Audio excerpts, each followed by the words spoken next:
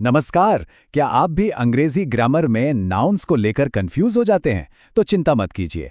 आज हम इस उलझन को हमेशा हमेशा के लिए दूर करने वाले हैं। हम देखेंगे नाउन्स को समझने का एक नया और सच कहूं तो बहुत ही आसान तरीका, जो यकीनन आपकी अंग्रेजी को और भी बेहतर बना देगा। अच्छा, अगर आपको भी ऐसा लगता है कि अंग्रेजी ग्रामर के नियम उफ कितने मुश्किल हैं, तो यकीन मानिए आप अकेले नहीं हैं। खासकर जब हमें नाउन्स के वो 5 पुराने टाइप्स याद करने पड़ते थे। कौन कौन से थे? हाँ, प्रॉपर, कॉमन, कलेक्टिव, मटीरियल और एब्स्ट्रैक्ट। मतलब कितना कंफ्यूजिंग था, है ना? लेकिन अब एक बहुत अच्छी खबर है। मॉडर्न इंग्लिश ग्रामर ने इस पूरी मुश्किल को एकदम आसान कर दिया है। अब उन 5 टाइप्स को सिर्फ 3 आसान सी कैटेगरीज में बांट दिया गया है। चलिए देखते हैं कि ये कैसे हुआ। तो सवाल ये है कि ये 3 नई कैटेगरीज हैं कौन सी?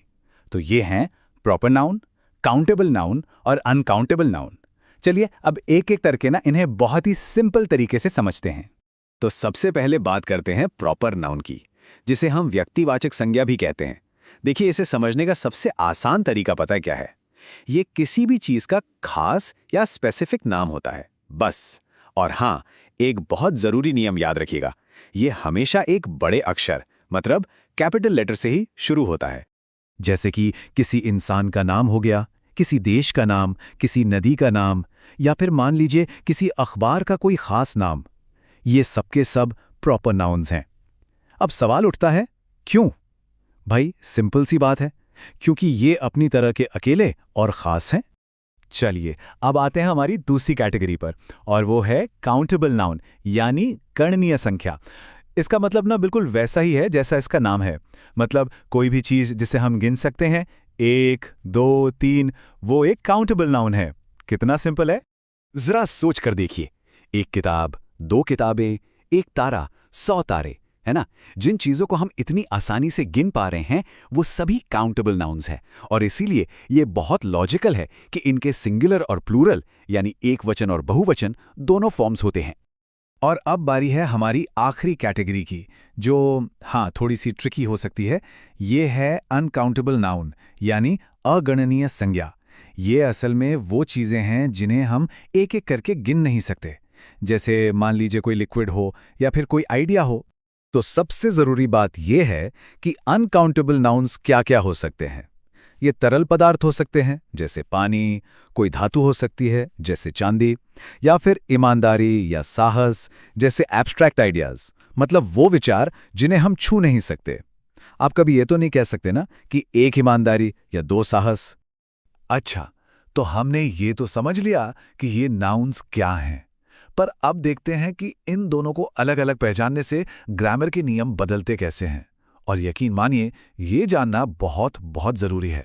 यहाँ पर 2 सबसे ज़रूरी नियम हैं जो बस आपको याद रखने हैं। देखिए, काउंटेबल नाउन्स के पहले हम ए या एन लगा सकते हैं और उनका प्लूरल भी बना सकते हैं, जैसे एन एप्पल का एप्पल्स हो गया। लेकिन अनकाउंटेबल नाउन्स के साथ हम ऐसा बिल्कुल नहीं कर सकते। और सिर्फ इस एक नियम को याद रखने से ही हम कई कॉमन मिस्टेक्स करने से बच सकते हैं। हम कभी भी अ वाटर नहीं कहते या ऑयल्स नहीं कहते। क्यों? क्योंकि इन्हें गिना ही नहीं जा सकता। है तो ये एक छोटा सा नियम, पर है बड़े काम का। अब यहाँ एक क्लासिक एग्जाम्पल है जो अक्सर लोगों को कंफ्यूज करता है, वो है ब्रेड। देखिए, हिंदी में तो हम 1 रोटी, 2 रोटी बड़े आराम से गिन लेते हैं, लेकिन अंग्रेजी में ब्रेड को एक पूरे सब्सटेंस की तरह देखा जाता है, एक पदार्थ माना जाता है, और इसीलिए ये अनकाउंटेबल है। तो फिर सवाल उठता है कि इसे गिने कैसे? इसका सल्यूशन है काउंटर वर्ड्स का इस्तेमाल करना।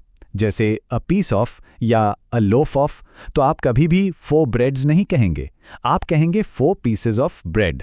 समझ गए? तो देखा आपने, ये नया तरीका आपकी ग्रामर की सुपर पावर बन सकता है।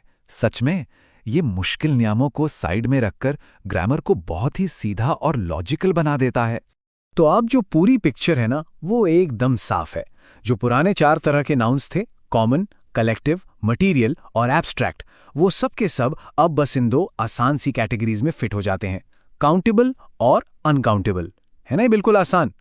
तो अब जब आप ये नया तरीका समझ ही गए हैं, तो एक बात सोचिए, ऐसा कौन सा अनकाउंटेबल नाउन है जिसके बारे में जानकर आपको सबसे ज्यादा हैरानी हुई?